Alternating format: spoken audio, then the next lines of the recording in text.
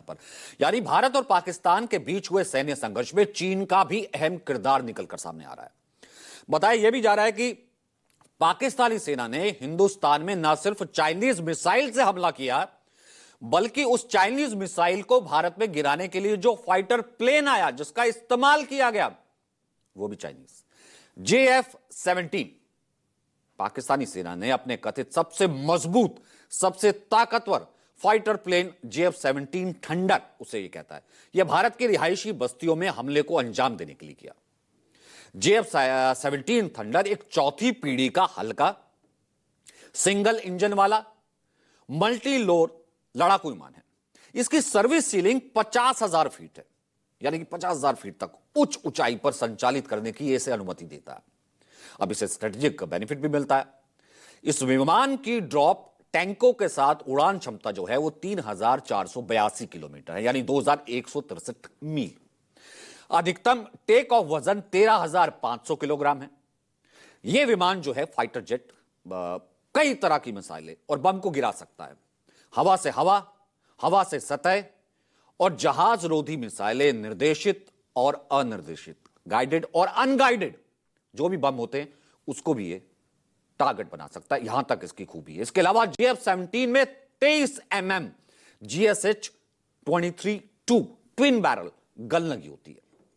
इसे Pakistan aeronautical complex यानी PSC और चीन के चैंगडू एयरक्राफ्ट कॉरपोरेशन ने मिलकर विकसित किया है। 12 मार्च 2007 को दरअसल यह सच देखिए पाकिस्तानी वायुसेना में से शामिल किया गया। अब दिलचस्प बात यह है, ये आपको पता नहीं होगी कि चीन इसे बनाता है, पाकिस्तान को देता है। चीन की टेक्नोलॉजी इतने सारे फीचर्स बताए, लेकिन चीन जब इसे खुद देखता है तो इस विमान का प्रदर्शन इतना घटिया पाता है, अपनी वायुसेना में यह शामिल नहीं करता। अपनी वायुसेना में JF-17 नहीं है। यह विमान बनाए, उसे लगा कचरा है, पाकिस्तान को थमा दिया। पाकिस्तान ने उस दिन अपने लिए यह दिन बताया था ऐतिहासिक, जब JF-17 को शामिल किया गया था। वो कहता है ये हमारी वायुसेना की रीढ़ है। ना सिर्फ JF-17 बल्कि पाकिस्तानी सेना J-107 लड़ाकू विमान पर भी बहुत इतराती है। ये भी चाइनीज है। J-10C विमान, ये भी चाइनीज है। चीनी वायुसेना 2003 से J-10 का इस्तेमाल तो हालांकि कर रही है। चीन का दावा है कि 10C विमान 4.5 जनरेशन का है, फाइटर जेट है। 2021 में पाकिस्तान को उसने 25 विमान दिए थे, जिसे पाकिस्तान कहता है हमने चीन से विमान खरीदे हैं।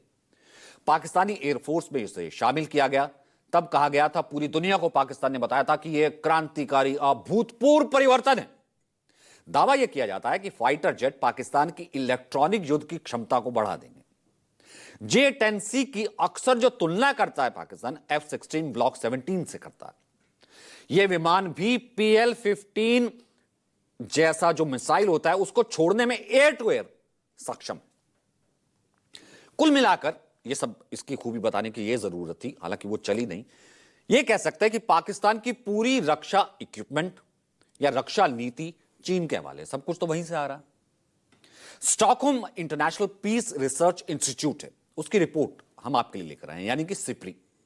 इस रिपोर्ट के मुताबिक साल 2009 से 2014 के बीच चीन से पाकिस्तान को 51% हथियार आए थे। टोटल जितने हथियार उसके पास है, वो जो यूज कर रहा था, 51%, 51% चीन से आए।